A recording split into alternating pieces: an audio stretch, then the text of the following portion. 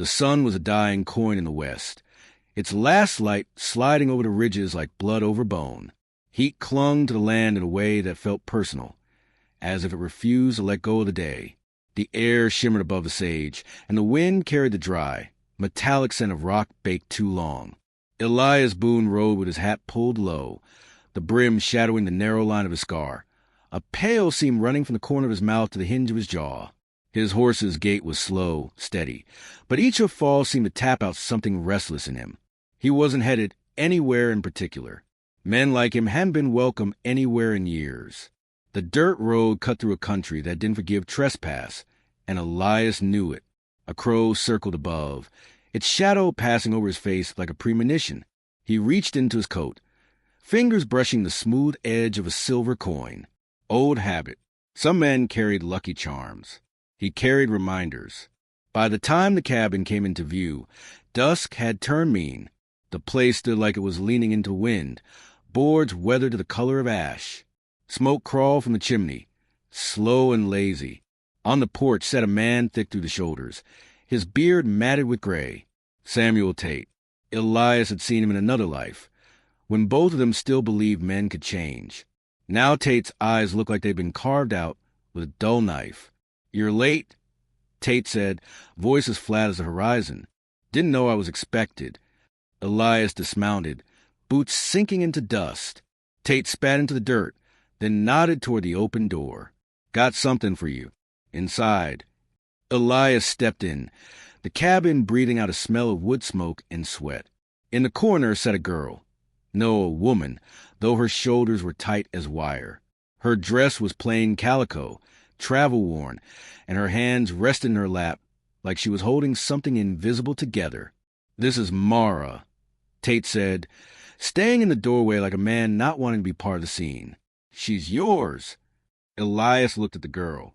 Her eyes were a color between green and gray, the kind of color that changed if you stared too long. "I don't take in strays," he said. "She ain't a stray," Tate replied. "She's my daughter." The words fell heavy in the small room. Mara didn't flinch. "And why?" Elias asked. "Would you hand your own blood over to me?" Tate's jaw worked like he was chewing glass. "She got herself in trouble. Trouble I can't afford. You keep to yourself. You'll keep her out of sight. Call it punishment. Call it a favor. Don't much care." Mara spoke then, her voice quiet but with an edge that made Elias think of broken glass under moonlight. "He means I shamed him. He means I wouldn't name the father. He means he'd rather give me to a stranger than see my face at his table." Elias looked from one to the other. "And what makes you think I'll play along?" Tate's eyes narrowed.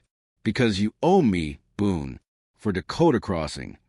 The name hung in the air like smoke that wouldn't clear. Elias felt the weight of it, the way a man feels a noose without seeing it. He thought about telling Tate to go to hell.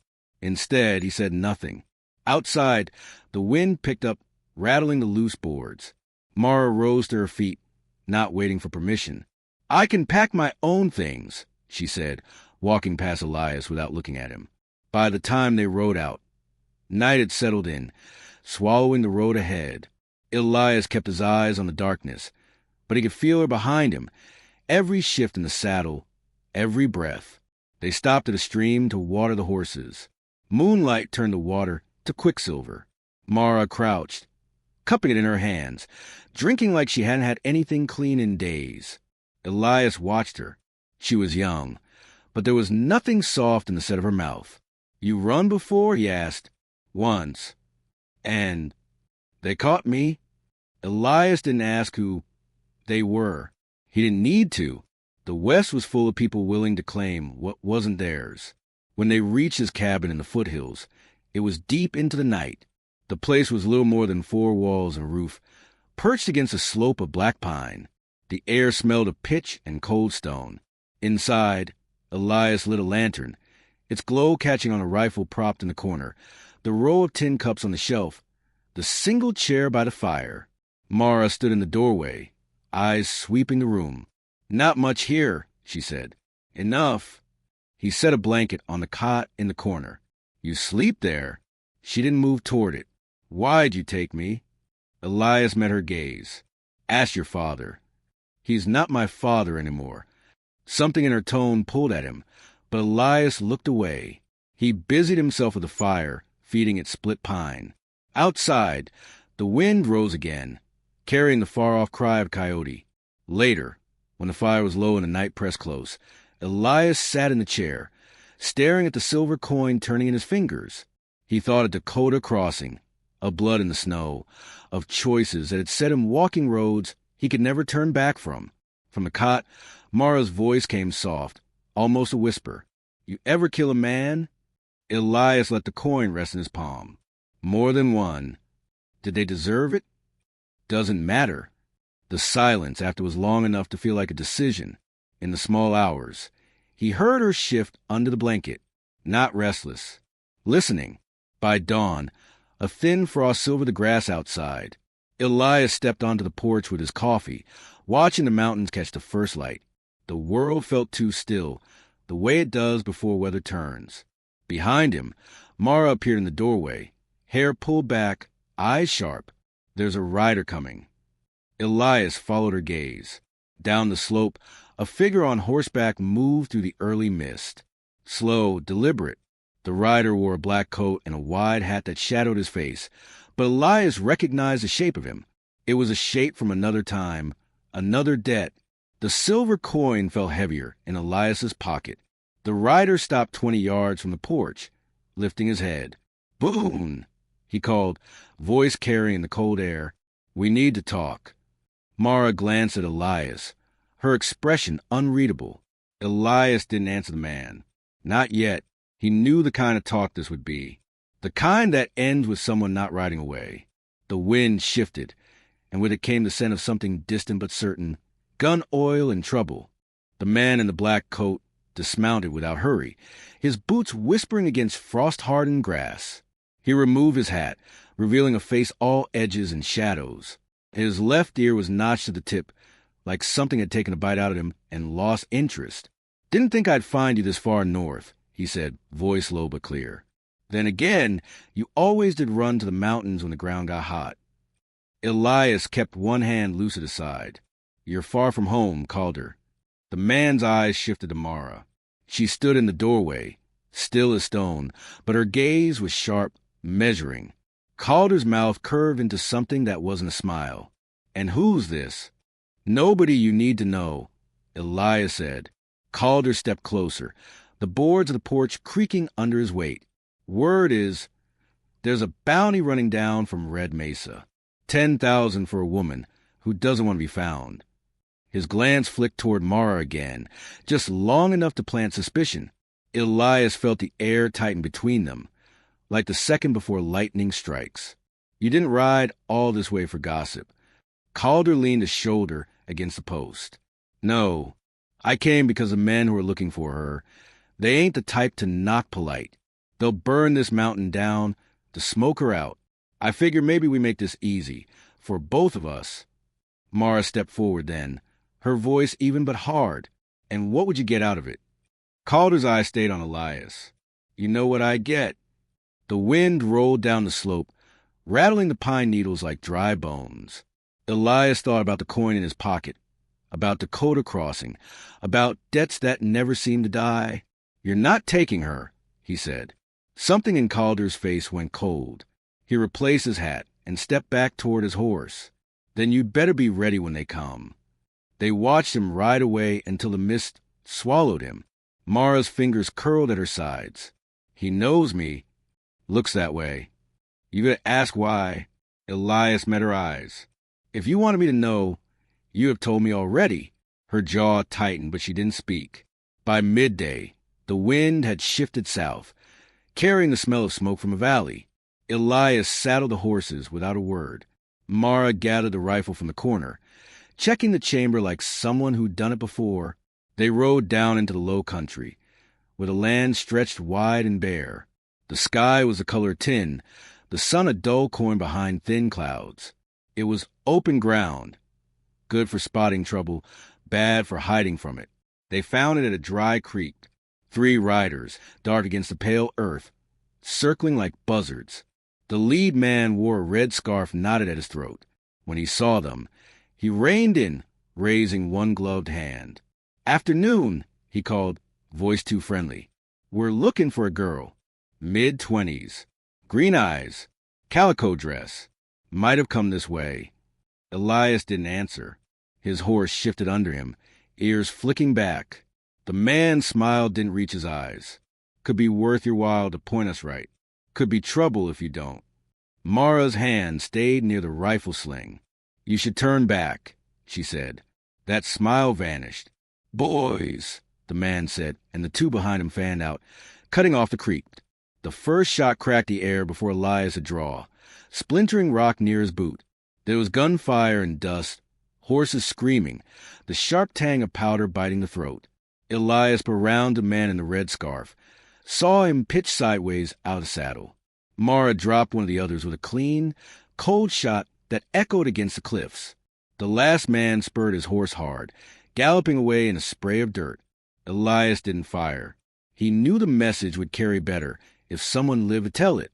They dragged the bodies into the shade of a mesquite, covering them with loose earth. No prayers. The West didn't deal much in mercy for men who earned their ending. When it was done, they drank from their canteens, breath still ragged from the fight. Mara's hand shook only when she set the rifle down. "You shoot like you've done it before," Elias said. She looked at him, eyes flat. "I told you once. I ran before. Things happened. You stopped counting after the first one." The wind carried the smell of blood and gun oil. Elias thought about asking more, but the way she tightened her grip on the canteen told him it wasn't the time. They rode on until the mountains rose again, sharp against the afternoon light. Elias knew they couldn't go back to the cabin. Not yet. The men Calder warned about would be coming faster now, the line between hunted and hunter wearing thin. They made camp in a narrow ravine hidden from the road. Elias built a small fire, no higher than his hand, and cooked beans in a blackened pot. Mara sat across from him, knees drawn up, the flames painting her face in flickering gold. "You trust Calder?" she asked. "I don't trust anyone," Elias said, "but I've seen him keep his word. Sometimes isn't much. It's more than most." She was quiet a moment, watching the firelight dance over her hands. "If they catch me, you won't give me up, will you?" Elias met her gaze. "You're here, aren't you?" Night fell heavy, the stars sharp and cold overhead. Elias took the first watch, leaning against the saddle, listening to the silence between the wind gusts. Somewhere in the dark, an owl called once. Then again, he thought of Calder's warning, of the bounty, of the way Mara's voice had tightened when she said he knew her. Pieces of a story he didn't have yet. Just before dawn, a shadow moved at the ravine's mouth. Elias was on his feet in an instant, rifle leveled. A figure stepped into the dim light. Calder. "They're coming," Calder said. "Half a dozen. Maybe more. They'll be here before the sun's full." Mara rose, already gathering her things. "You led them here?" Calder's jaw flexed. "I led them away. Bought you time."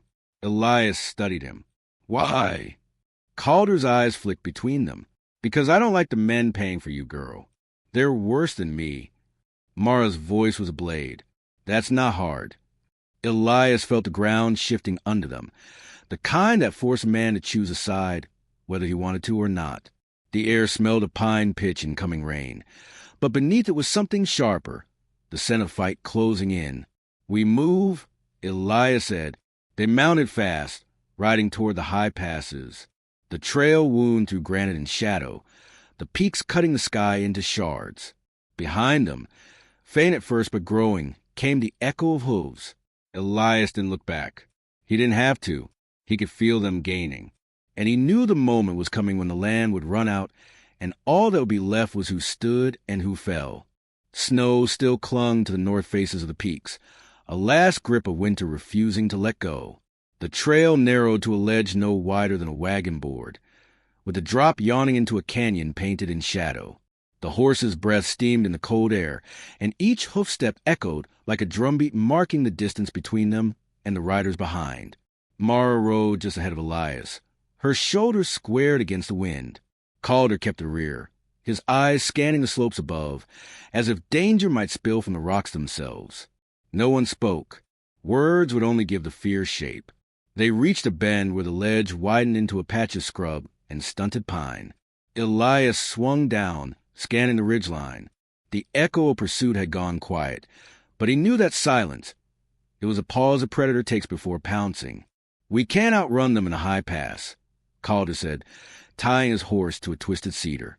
"Snow still thick beyond the saddle. We'll bog down. And if we turn back, we run right into them," Elias said. Mara dismounted, slinging the rifle across her back. "Then we don't run." Elias studied her. The wind tangled her hair, but her gaze was steady. There was something in her that didn't match her years, a kind of steel forge and fire no one had seen. Calder glanced between them. "You got a plan or just a death wish?" "I've been hunted before," Mara said. "I know how to make men think twice." Her tone carried weight, but Elias could see the ghost of something behind it, a flicker of memory that made her jaw tighten. He didn't push. The West had a way of making people carry their own secrets until they either saved you or killed you. They led the horses deeper into the scrub, finding a narrow hollow hidden from the trail. Calder gathered brush, setting a false camp in plain sight where the path widened. A pot on a cold fire, bedrolls spread loose, an invitation for the wrong kind of visitor. By the time the sun tilted west, the air had gone still enough that even the pines seemed to listen. Elias lay on his belly above the false camp, watching the trail through a slit in the rocks. Mara was beside him, rifle steady, her breath slow. Calder waited further upslope, his revolver loose in his hand. The first of the riders came at dusk. 6 men, their shapes long in the dying light, moving slow but with purpose. They stopped at the camp, eyes scanning the empty bedrolls. The leader, tall, with a coat the color of smoke, dismounted and crouched by the fire pit. Elias felt the tension build like a storm behind his ribs. His finger rested on the trigger, but he didn't fire. The others spread out, searching the brush. One came too close to Calder's position and dropped with a grunt. A bullet cutting him down before he could call out. Then the canyon erupted. Gunfire from both sides, dust rising like ghosts from the earth. Mara's first shot took the leader through the shoulder, spinning him into the dirt. Elias dropped another before they could find cover. But there were too many angles, too much open ground. A shot rang from the far slope, the bullet slamming into the rock inches from Mara's head. She rolled, reloading without hesitation. "They've got another up high," she shouted. Calder broke from cover, moving low toward the ridge where the shot had come from. Elias covered him, firing in short bursts. The fight became a blur. Shouts, hooves, the bitter tang of cordite hanging in the cold air. When it broke, the survivors fled, leaving 2 dead in the dust and another wounded, crawling toward the trail. Elias stood over him, the rifle loose in his grip. The man looked up, blood on his teeth. "They'll keep coming," he rasped. "You can't hide her forever." Elias didn't ask who they were. The answer was already written in the fear behind the man's eyes. He let him live, not for mercy, but because the survivor was a better messenger. They buried the bodies shallow, letting the earth take them quick. By the time they finished, the sun had gone and the cold came fast. They moved camp higher, into a notch between 2 ridges where a trickle of water ran under the ice.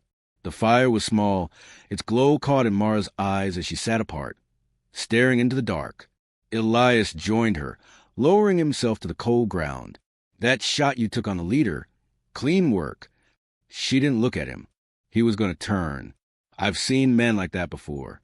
They think they're untouchable until the blood's their own. You've been around this kind of trouble a long time."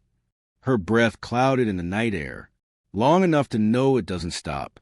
You either end it or it ends you." Across the fire, Calder watched them, his face unreadable in the shifting light. "You planning to tell him?" he said to Mara. "Or are you going to let him guess until it's too late?" Mara's eyes cut to Calder, sharp as a drawn blade. "Not your choice." Elias felt the weight of what wasn't being said. The coin in his pocket seemed heavier, the ridge of its edge pressing into his palm like a reminder. A gust swept to the pass, carried with the faintest trace of something rotten, like meat left too long in the sun. Elias knew that smell. It was the smell of men who killed for coin and carried a memory of it on their skin. "They're closer than we thought," he said. Calder nodded once. "Then we move at first light. There's a place west of here, rock walls one way in. We can hold it if we have to." Mara's gaze flicked between them. "And if we can't?" Elias didn't answer. Some questions didn't deserve the truth until the last possible moment. The fire burned low. Sleep came in snatches, broken by the cold and the sound of distant hooves that might have been dreams. Just before dawn, Elias woke to the sky, painted in thin streaks of silver and rose. He stood, looking west toward the path Calder had promised. Mara came to his side, her breath white in the morning air. "You think we'll make it?" "Don't know," he said, "but we'll try." She studied him for a long moment, then reached into her coat and pressed something into his hand. A small worn locket. "If they get me, don't let them have this." Elias closed his fingers around it, feeling its weight. It's warm from her skin. "You planning to tell me why?" "Not yet." The day broke clean and cold, the mountains cutting the light into sharp edges. They saddled the horses and rode into the narrow pass, the world behind them shrinking with every turn. Somewhere beyond the ridge, the men hunting them were coming on fast. The air itself seemed to carry the beat of hooves, the promise of reckoning they could no longer outrun. The canyon walls rose sheer and red around them. The sky a narrow slit above. The air smelled of dust and stone, dry enough to crack the tongue. Elias rode at the front, eyes fixed on the dark gap ahead where the trail funneled into Calder's promised refuge. Behind him, Mara kept pace, her jaw set, the locket hidden deep in her coat. Calder brought up the rear, his gaze flicking to the heights like a man expecting death to come from above. By mid-morning they reached it, a cleft in the rock barely wide enough for 2 horses abreast. Beyond lay a basin ringed in cliffs, its floor strewn with boulders and broken pine. There was water from a spring trickling down the far wall, and only one way in. Elias dismounted, scanning the ridges. "We make our stand here." Calder tethered his horse. "We don't have long. They were less than an hour behind when I scouted last night." Mara unslung the rifle, testing its weight. "Then let's make them regret coming." They worked fast, dragging fallen trunks to block the mouth of the pass, scattering loose shale where hooves would slip. Elias chose firing positions among the rocks, the places where shadow and stone would hide them until the right moment. The sun climbed, burning the frost from the ground.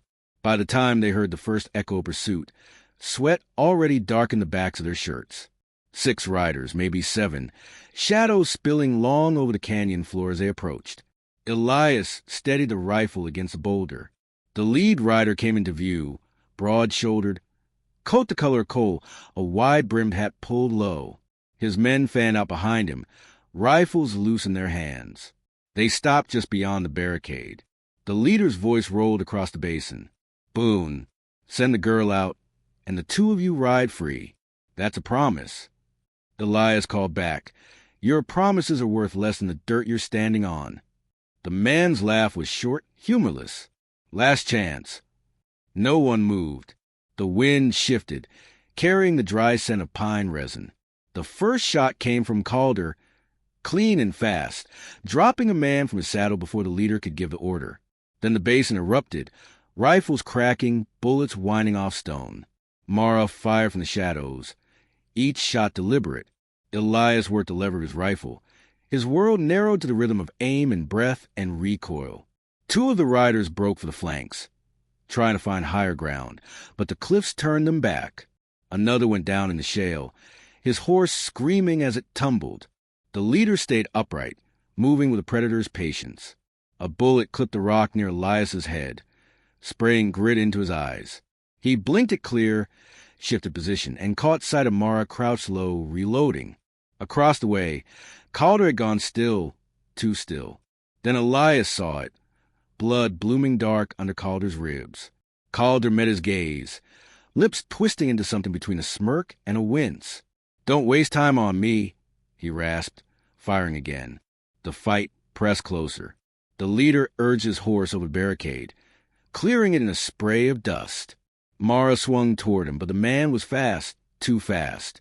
He dismounted in a rush, revolver raised, closing the distance.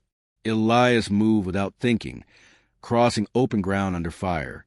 He hit the leader hard, both men crashing into the dirt. The revolver went skittering away. They grappled, fists and knees and the sharp taste of blood in Elias's mouth. The man was strong, but Elias fought like someone with nothing left to lose. A shot cracked close, and the leader stiffened. Mara stood 10 paces away, rifle still raised, smoke curling from a barrel. Her eyes didn't blink, didn't waver. The remaining riders turned tail, fleeing for pass. Elias didn't follow. His breath came ragged, the fight bleeding out at him as he knelt beside the leader's body. The man's eyes were still open, fixed on the sky like he was surprised it was the last thing he'd see. By the barricade, Calder slumped against a boulder, his breath shallow. Elias knelt beside him, but Calder waved him off. "Not your fault, Boone. I picked my side." "Finally, you saved us," Mara said. Calder gave a short, pained laugh. "Don't make it sound noble. I just hated those bastards more than I hated myself." His gaze shifted to Elias. "Dakota Crossing, you did what you had to. I see that now." Then his eyes lost focus, and the wind took the last of his breath. They buried him at the edge of the basin, the grave marked with a single stone. Mara stood a long while after, the locket in her hand. Elias nodded toward it. "What's in there?" She hesitated, then opened it. Inside was a miniature painting, faded, but clear enough to see a woman's face. The same green-gray eyes, the same hard mouth. "My mother," she said, "they killed her when I was 13. Said she'd stolen from them. She hadn't. I ran, but they never stopped looking. This was all I had left." Elias understood now why the bounty was more than coin. It was a noose tied from vengeance. "What will you do?" he asked. She closed the locket, slipping it back inside her coat. "Keep moving, same as always." The sky had turned the color of rust, the basin steeped in shadow. They broke down the barricade and rode out, leaving the canyon behind. At the ridge, they stopped. Below lay the wide, open country, the horizon endless and uncertain. Mara turned in her saddle, looking back once, then forward again. "You coming?" she asked. Elias glanced at the silver coin in his palm, then slid it into his pocket. "Yeah," he said. They rode side by side into the falling light, their shadows stretching long across the land, until the wind took their trail and the west swallowed them whole.